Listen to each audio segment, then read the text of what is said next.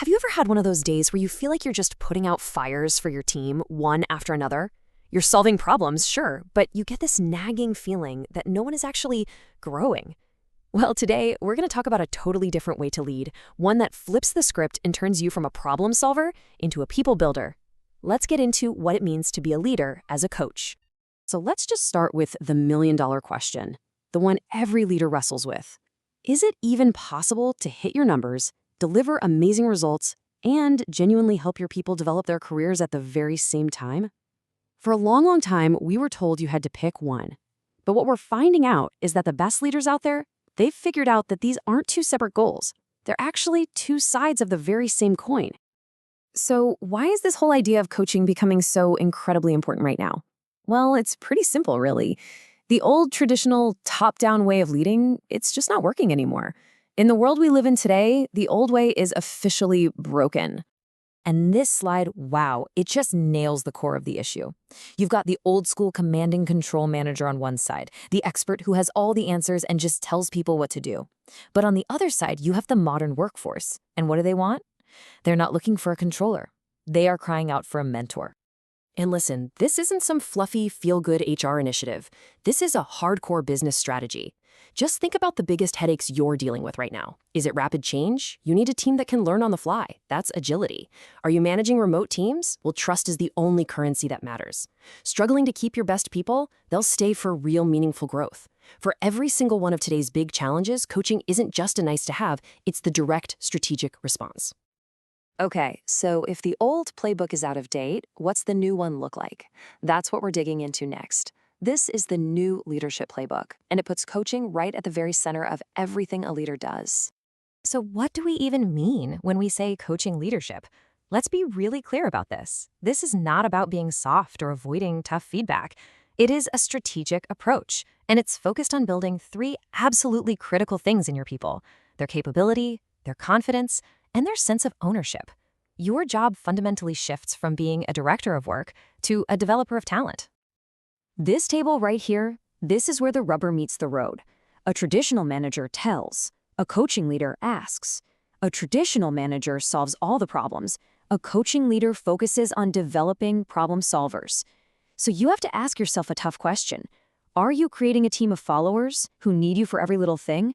Or are you building a team of future leaders who can think for themselves? All right, this all sounds pretty good in theory, right? But how do you actually do it? Like, what do you say in your next one-on-one? Let's get super practical with a simple framework you can start using immediately. Meet the GROW model. It is so simple, but so incredibly powerful for structuring a coaching conversation. Imagine a team member is stuck on a project. First, G is for goal. You ask, what do we actually want to achieve here? Then R for reality. Okay, so what's happening right now? What are the roadblocks? From there, you go to O for options, brainstorming what they could try. And finally, W for way forward. So what's the one thing you're going to commit to doing by next week? Just like that, you've turned a problem into a development opportunity.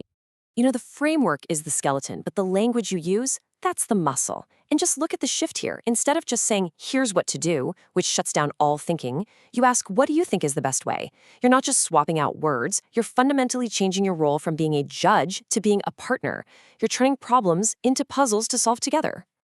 At the end of the day, this all comes down to one big mindset shift, choosing to be more curious than you are certain. It's about asking great questions, encouraging your team to try things and maybe even fail, and giving them real ownership. You're not there to give instructions. You're there to offer guidance. It's all about leading with curiosity.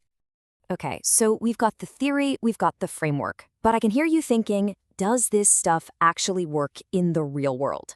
Well, let's take a look at a couple of companies that have put this exact playbook into action, and the results, well, they speak for themselves.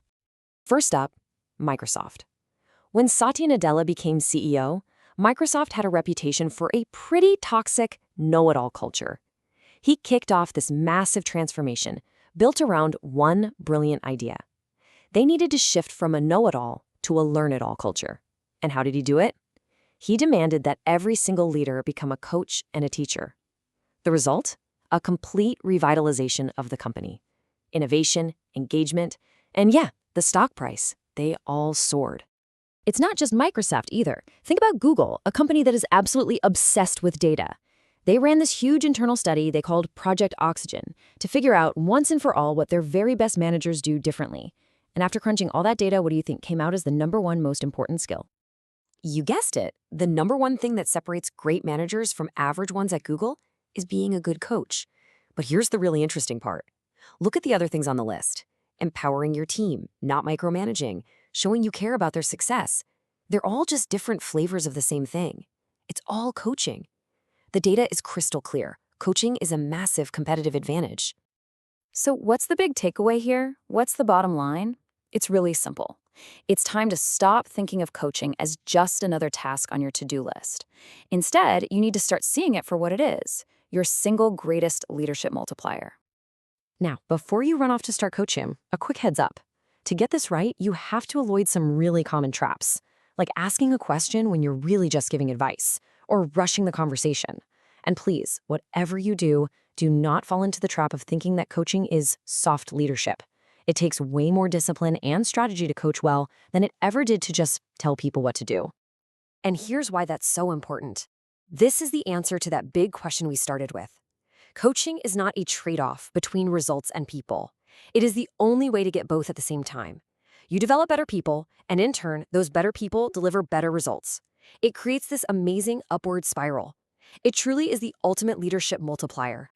So let's end on this one powerful thought. A good leader focuses on the what, the goals, the targets, but a truly great leader obsesses over the who.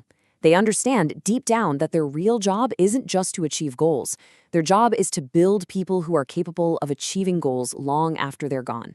And that, right there, is the entire game.